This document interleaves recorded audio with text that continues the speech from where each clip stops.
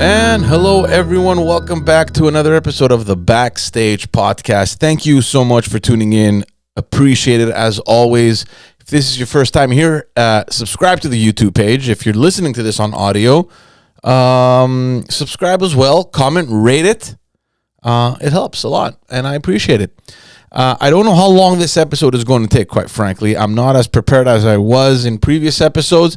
I do want to just jump in here and very quickly address a topic, an issue that came up today. Actually, it's not really today. It's been going on for a while, but I want to talk about it because yesterday, this episode is going to go up on Tuesday. So yesterday, Monday, I'm not so sure if the post is still up the time that you're listening to this. I put up a story on Instagram, and it was mostly for fun. And a lot of people just started commenting and sending messages. Some thought that I was mean. Some thought that it was funny. Some thought that it was inappropriate. And I'll tell you what it is, and then we'll go into the topic. We'll go into the issue because it's something that has been ongoing ever since the elections in Quebec last October the 3rd. Now, for those who don't know, there were elections in Quebec on October 3rd. I did a very interesting segment called QC Brief with my good friend Michael Forian. If you want to go back and look at those episodes, you're more than welcome to. They're on YouTube, obviously, or on any audio platform that you listen to your podcast. And what we try to do, and it's important for me to mention this because a lot of people are going to think that I'm going into ideology and whatever, but I'm going to try and be as objective as possible with this topic. And again, I'm delaying it, but I'll tell you what the topic is. But it's important for me to say this, that when we did QC Brief with Michael Forian, we tried as much as possible to be very objective. We looked at all the good things that were happening, all parties combined, and all the bad things that were happening, all parties combined. We were, I think, equally critical of all parties, and we were equally supportive of all parties. And the reason I'm saying this is because I want to talk about Éric Duhaime. He is the leader of the Conservative Party of Quebec, and I just want to go on record here to say that during that segment, the QC Brief segment, we were actually quite positive towards Éric Duhaime. We praised him quite a few times for everything that he managed to accomplish, and it's no small feat. And we're gonna go into this exactly what happened with Éric Duhaime.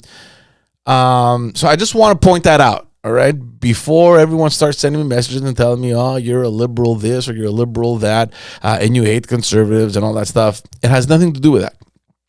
I don't need to hide my colors. I think everyone that follows me knows that I am a member of the Liberal Party. I was a candidate. I worked for a long time in politics under the Liberal banner. And so that's where I belong. And again, I've also been very critical of the Liberal Party as well. So I try as much as possible to be as objective as possible because I want to give you guys value.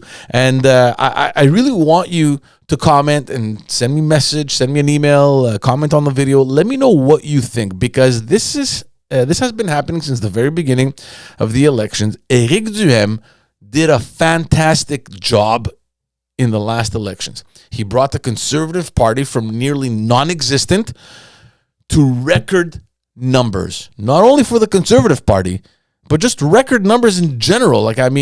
He got close to 13% of the popular vote. He had the most, I think, fundraising done within a very short window, right? The guy took over the party at some point last year, excuse me, and he ran a very good campaign, albeit, in my opinion, on the back of certain frustrated people with respect to COVID-19 and all those mandates and, the restrictions and the curfews and all that stuff. There was a lot of frustration in the last 2.5 years during that COVID and the whole pandemic thing that we went through.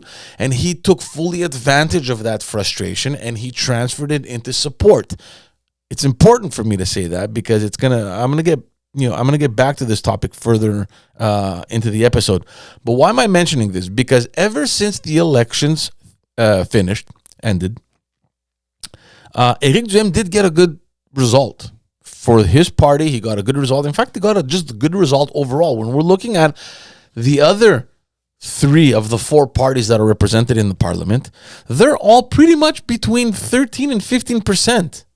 So he wasn't that far off, right? He got a little over 500,000 votes. And from the very beginning, from October the 3rd, he kept banging on that nail that he deserved to have recognition and that he deserved to be in parliament. And because of everything that he accomplished, he kept hitting on that nail that, there's over 500,000 people that support us. These votes and these voices should not be neglected. We need to have our presence in the National Assembly, and so on and so forth. So this has been happening consistently since October. And now, today, on Tuesday, when this episode is going to go up, the parliament is starting up again. All right. It's the first day back in parliament after the elections. There's a couple procedural things that are going to happen. We don't have to get into that. But one thing that will be happening is a lot of eyes will be turned over to Éric Duhaime, because he is still adamant about getting certain recognition and bending the rules a little bit and having an exception made towards him and his party on the basis of the results that they got. What he's looking for, basically, essentially, he wants to have a working space. He wants an office in the National Assembly where he can work out of and where he can meet different people that he wants to meet. And he also wants to be able to organize press conferences like he used to before, and to have access to the press that is present at the National Assembly. So in order to have access to the media and to be able to organize these press conferences. He was able to do so before because of one little reason. He had a member of the National Assembly from CAQ that crossed the floor and became a conservative. So he had a sitting MNA in the National Assembly, and therefore automatically he had an office. Well, not him. The MNA had an office, which he was using, obviously, as the party leader. And because there was representation in the National Assembly, well, he was able to organize press conferences and have the attention of the media. It is not the case anymore because he got 0 people elected, despite the good result that he got, despite the result that was pretty close to the other parties. So the post that I put up, basically it was just some article. I think it was, I can't remember, CTV News Montreal or something like that. In any case, I think the title, and I should have looked at this before doing the episode, but I think the title was, Éric Duhaime demands recognition or special status. I'm not sure exactly what the title was. And I found that particular. I found that funny. First of all, who are you to demand these things, right? I mean, what do you mean you demand? Like, who are you? Who are you to demand these things, number one? But besides that, forget about it, okay? He wants this special status, and he wants the parliamentarians as well as the Speaker of the House to give him this recognition. And I put up that post, and basically I just wrote, exactly, I'm trying to remember what I wrote. I think I wrote, how to put this simply. That last small piece of turd that doesn't flush down the toilet and keeps floating around. That's pretty much what it is. At least I put it out there as, just a fun thing, just to laugh at the situation. And there's a lot of people that are commenting, "Oh, dude, that's rough." Other people that were laughing. Other people that are like, "Oh, dude, that's not necessary. You're not being fair." And honestly, this whole episode, I'm being frank with all of you. I really want you guys to let me know. Put in the comments below what you think, and if whether or not a non-elected leader of a party should have this sort of status in the National Assembly. Now, in my opinion, and I voiced my opinion already on other episodes, call me traditionalist, call me whatever you want, and I'm not saying this because that's how I think things should be done, because is the parliament perfect? No, it's not perfect at all. Do things need to change? Yes, a lot of things need to change. But there are rules in place, and we went over these over this issue in previous episodes with the PQ and Quebec Solidaire that wanted to be recognized as parties, and they wanted to sit in the House without swearing allegiance to the King. You guys remember those episodes? And again, it was the same argument from my side. Rules are rules. You got to follow the rules. And if you want to change them, fine, change them. But until you change them, you have to accept the rules that are in place. And the same thing goes for Éric Duhaime. The rules are actually very simple. You get elected, you have access. You don't get elected, you don't have access. And it's as simple as that. Now, I do want to give a chance to the other side, okay? Because I want to try and be objective here. I want to present the different things so that you guys can tell me what you think. Should he have access to the parliament? Should he have this recognition? Or should he not? I personally think that he should not. Not because he sucks or because his party sucks or because that party's ideology doesn't deserve. No, at all. I'm a Democrat, and I believe that everyone deserves to have a voice. But to have a voice, you need to get elected. And so, yeah, I do believe that he needs to get the results in order to have what he wants.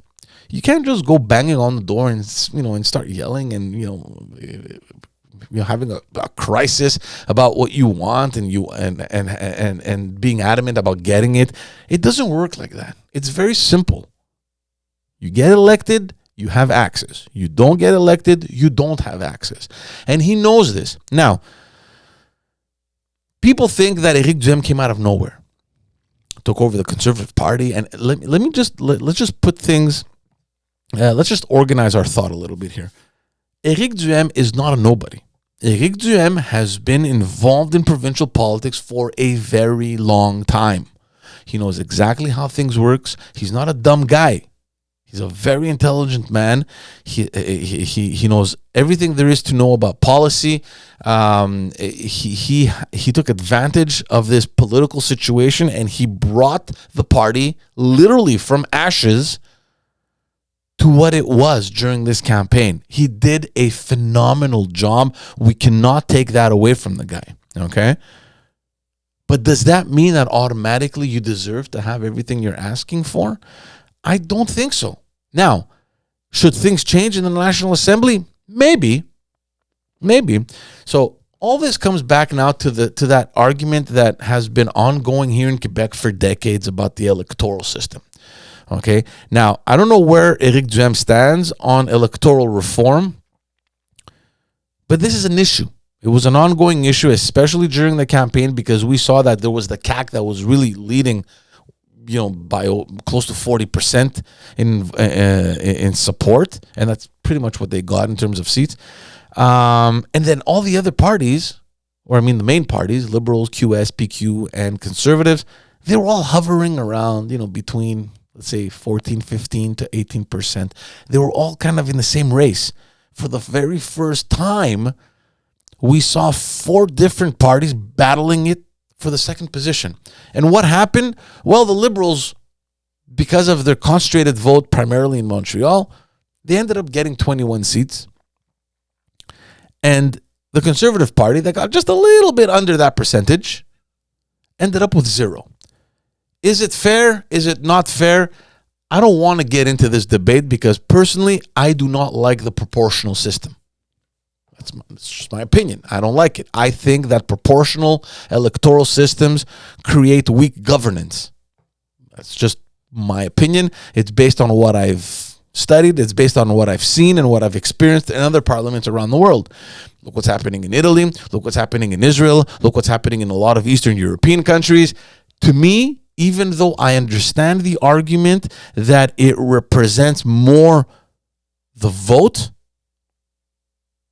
that is expressed during elections, I get that. It's more representative. But to me, what's more important is sound governance. And unfortunately, from my experience, you don't get that with proportional systems. Or if you do get that, it has to be some sort of mixed system.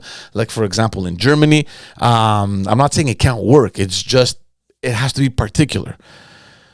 So I'm not in favor of the proportional system.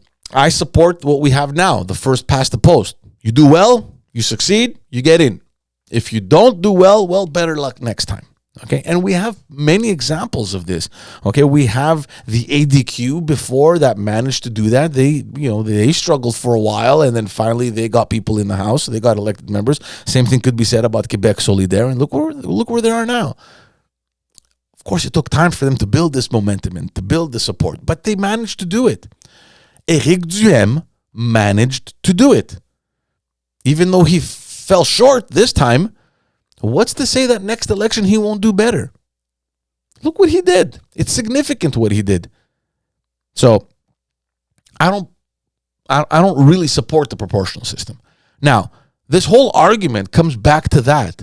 The PQ is arguing that, Quebec Solidaire is arguing that, because they know that they got more percentage, a higher vote percentage than the Liberal Party, yet they got less elected officials. Had it been a proportional system, the Liberals technically, theoretically, would have gotten much less than what they got. But the system is what it is. So you have to accept it. Is it fair? Is it not fair? That's up for debate. I mean, that's how the system works that we have in place. I happen to support this system. Now, back to the Conservative Party of Quebec. Should he have this special recognition? There are a couple of arguments that are in his favor. There are. He didn't get a higher vote percentage than the other parties. He got much less, but he still got over 500,000 votes. It's quite significant. I get it. And I understand the frustration of these 500,000 people that don't have a voice in the House. But again, it goes back to what I was saying before. What's to say that in the next election he won't do better? We don't know what's going to happen. I mean, he's really on this huge momentum right now. And I think that if he plays his cards right, and I've said that also in other episodes, if he plays his cards right, he could very well do much better in 4 years from now. Okay? The other argument that is in his favor is that this is the very first time that we're seeing it. There has never before been a party that has gotten that much vote, that high percentage of vote that he got with zero representation. It's never happened before. So I get that point as well. But again, there are rules in place. So you can call me a traditionalist. You can call me whatever you want. I'm just putting out certain facts out there. I just don't understand this continuous obsession about getting what you want, despite the fact that you know the rules are different. The rules in place are different. Okay? Éric Duhaime can do whatever he wants. He can call press conferences if he wants. Are the media going to move to follow him? I don't know. Maybe they will, maybe they won't. Obviously, he can't do it in the National Assembly. He can do it outside the National Assembly if he wants to. I mean, the media is there. They just have to come out of the National Assembly and go follow him. He can have an office anywhere else. Nothing stops him from that. He just won't have a budget from the National Assembly. And that, to me, makes absolute 100% sense. You didn't get any elected officials. Why would you get a budget? Now, there's another theory in place over here. And it goes back to what I was telling you about Éric Duhaime really capitalizing on the situation that we lived through the last 2.5 years. At least this is what I think. There's a lot of frustration. He took advantage of this situation and he converted it into support for his party, for his ideology, for his platform, and it worked in his favor. Unfortunately, he also rallied a lot of support coming from some people that may have a couple screws loose. And he even said that, yeah, we got a lot of conspiracy theorists supporting us. We got a couple people that, had no idea what they were talking about in the party. So along with that wave of support that Éric Duhaime got, he also got a little bit of the garbage as well. And that has now turned against him. We're seeing a lot of reports in the news that his base, his membership that exploded within a matter of a year, is now against him because they were expecting or they thought that they were going to govern. I mean, this goes back to what people thought that these people came out of nowhere. So they actually thought that they were going to govern. They believed in him. He was the savior of this party. And to a certain extent, he was. Did he do enough to govern? I don't know.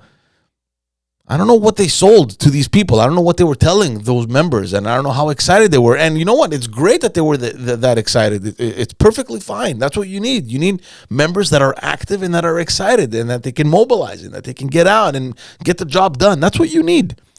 There's an important percentage of that membership now that is upset with Éric Duhaime because he didn't get anyone elected, because he didn't get himself elected. And he himself has said that, eventually we're going to have to filter certain people out of the party and get the right people in the right place in order to move forward and to do better in the next elections. I agree 100% with that. Excuse me. I agree 100% with that. I think personally that Éric Duhaime, knowing fully well what the rules are, should not be acting this way. But I also don't blame him for acting this way, because I know that there is this faction of his membership that he needs to please right now. So he needs to get certain things done. He needs to have a presence in the National Assembly. He needs to get certain things done so that he can go back to his membership and tell them, guys, calm down, okay? We didn't get anyone in this time around, but we went from less than 2% that they usually used to get, around 2%, 1.5%, 2%, or less than 2% in the other previous elections, to close to 13%. That's phenomenal. They have way more money than they ever did before. They got, with over 500,000 votes that they got, that's money that they're getting. The party is getting much more money than ever before. These are huge resources that are now made available to the party. I don't know how those particular members we're talking about don't understand this. I don't understand how they don't see how this party is in a much better position than it ever was before.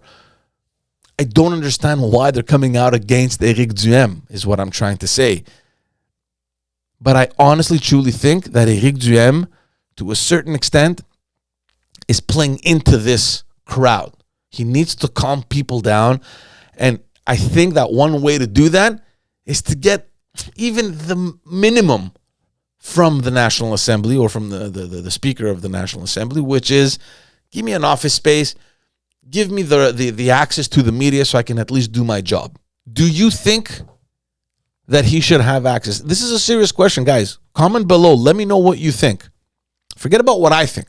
Okay? I don't want you to get pulled into my beliefs, but I legitimately want to know, should Éric Duhaime have this special status even though he got 0 people elected? Just based on the results that he got, does he deserve this? Keep in mind that whatever happens may very well cause a precedent. You may have any other party now in the future that comes up with, I don't know, maybe 8, 9, 10% of the vote and says, hey, by the way, Éric Duhaime got that. We want that as well. How far can we go with this? That's what I'm thinking. Again, is the National Assembly and the rules that are in place perfect? No, it's not perfect at all. But for me, these are the rules that are in place right now, and the rules need to be respected. And to play the game, well, you need to have players. And if you don't have players, then you're sitting on the sidelines. And you do the best you can from there. Let me know what you think, guys. Seriously, comment below. Let me know what you think. Should Éric Duhaime have access to the National Assembly, and should he have that special status that he's been consistently trying to get ever since the elections ended on October the 3rd? Let me know what you think. And until then, I hope to see you all in the next video. Take care. Subscribe to the channel. Rate the podcast. Help me out. I appreciate it. I love you. And I'll see you all very soon. Take care.